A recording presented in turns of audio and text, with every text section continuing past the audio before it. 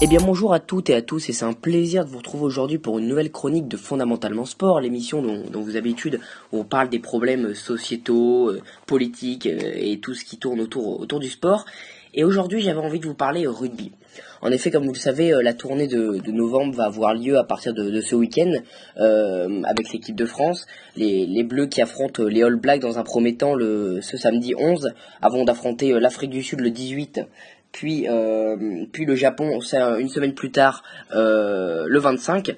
Les Français vont donc démarrer cette tournée de novembre ce week-end face aux Blacks. Et Guy Novès a donc élaboré sa liste pour ces 3 matchs.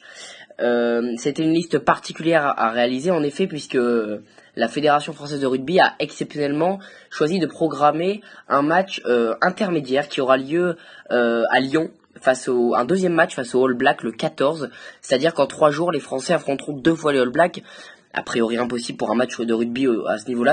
Ainsi, Guy Novès a été dans l'obligation de réaliser une deuxième liste. Donc il y a une première liste élite qui disputera les 3 matchs face aux Blacks sur le premier match le 11, puis face à l'Afrique du Sud et au Japon, et une seconde liste avec seulement un groupe de 15 joueurs et les 8 remplaçants de ce week-end qui disputeront donc ce deuxième match du côté de Lyon.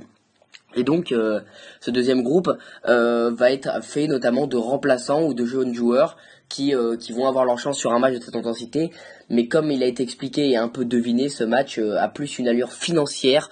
En effet, c'est un match rajouté qui n'a aucun intérêt à ce niveau-là. Ce serait complètement suicidaire de faire jouer des joueurs sur une telle intensité à 3 jours d'intervalle. Donc ce sera face aux Blacks. Il y a un certain prestige, mais même que ce soit pour la Nouvelle-Zélande ou pour la France, ce sera seulement des joueurs de second couteau qui disputeront cette rencontre du côté de Lyon, donc le 14 novembre. Donc j'avais envie de parler des Bleus et donc des joueurs qui vont être présents pour cette liste. Donc Guy Novès, il a misé sur les jeunes. En effet, il y a un vrai renouvellement de génération qui s'est engagé au cours de ces derniers mois. On s'en souvient, ça avait commencé avec le tournoi des 6 nations en février dernier, qui avait vu la France aboutir sur une belle 3e place. Après une 3e place en trompe-l'œil, grâce notamment à une victoire au final sur le Pays de Galles. On s'en souvient 20 minutes après la fin du temps réglementaire. Mais il y a une vraie politique qui s'est mise en place et qui visera la Coupe du Monde qui arrivera dans 2 ans. Et Guy Novès, mise sur l'avenir, mise sur les jeunes, et c'est pour ça que sa liste a été formée autour de jeunes pousses. Alors on sait qu'il y a les jeunes expérimentés déjà, comme des joueurs comme on va dire Hugo Bonneval, comme Wesley Fofana. Bon, Wesley Fofana là est absent, mais ils incarnent un peu la nouvelle génération. On a également des joueurs comme Gabriels ou Romain Taoufé-Fenoa, mais il y a également des jeunes joueurs comme Anthony Bello, dont on a beaucoup entendu parler au cours de ces derniers mois. On s'en souvient, et c'est lui qui offre la qualification en finale à Toulon sur le dernier championnat de France face à La Rochelle, mais c'est aussi lui qui fait un début de saison canon avec Toulon et qui porte un peu son équipe, lui qui est très très jeune. Et puis après il y a des joueurs plus expérimentés comme Kotze, Slimani, Vahamina bien sûr, Fulgence Ouedraogo également qui fait un retour, Louis Picamol, ces joueurs-là qui sont là aujourd'hui pour porter l'équipe de France et qui veulent assurer la transition au niveau des générations.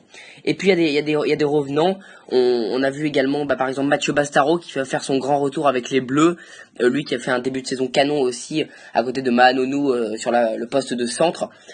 Et donc voilà, il va retrouver les Bleus et on espère de lui beaucoup parce que il a un jeu très particulier mais qui amène beaucoup de puissance et ça permettra sûrement à l'équipe de France de faire la différence. C'est un vrai impact player.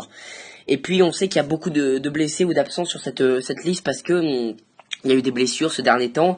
On peut citer comme ça sur une liste non exhaustive Cyril Bay, Yacouba Camara, Damien Chouli, Lohan Goujon, Camille Lopez aussi dernièrement qui s'est gravement blessé. Donc c'est des blessures significatives, donc faut renouveler cela. Et puis après il y a des joueurs qui ont été écartés volontairement par Guy Novès. On peut notamment citer Yohan Maestri ou Winnie Antonio qui eux disputeront donc le match face à la Nouvelle-Zélande avec la liste B entre guillemets avec d'autres jeunes joueurs. Ils joueront ce match d'à côté et ça permettra donc au cadre de se reposer. Donc voilà un peu pour la liste, les gros noms à retenir, les jeunes qui arrivent. Donc voilà, il y a une vraie génération, un renouvellement. Guinoves a beaucoup de boulot en vue de la Coupe du Monde qui se déroulera au Japon. Et il sait il a peu de temps pour réaliser des grosses performances. Il est entre guillemets à chaque match sur la sellette.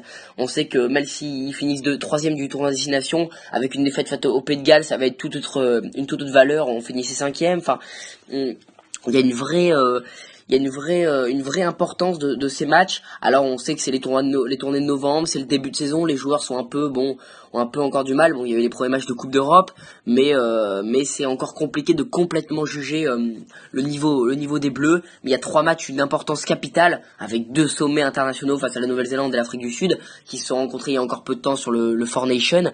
Et puis il y a ce match contre le Japon qui a une valeur. Bon, alors faudra se mettre en confiance face à cette équipe, mais surtout dans le lieu, puisqu'elle se disputera à la U Arena de Nanterre, toute nouvelle salle en configuration rugby qui qui accueillera environ 70 000 personnes, et en configuration 40 000 personnes. Donc c'est une vraie belle salle où le Racing Métro jouera dès l'an prochain en top 14 et en Coupe d'Europe. Donc c'est une salle extraordinaire qui va pouvoir accueillir son premier match de rugby. Elle a été inaugurée par les Rolling Stones, donc premier événement sportif d'envergure. On va recevoir le Japon qui accueillera la prochaine Coupe du Monde, qui grandit peu à peu. Et donc après 2 matchs qui seront compliqués face à l'Afrique du Sud, face à la Nouvelle-Zélande, donc on connaît pas encore le résultat, mais on se doute que ça risque d'être très compliqué. Eh bien le Japon sera là pour avoir un vrai état des lieux. Mais on attend vraiment de l'équipe de France du jeu, de l'envie. Un vrai schéma tactique, une vraie ligne de conduite, parce que ce qu'il a manqué également, c'est qu'on n'a pas vraiment trouvé l'identité de jeu de cette équipe de France. On ne sait pas vraiment où elle veut aller et qu'est-ce qu'elle cherche avec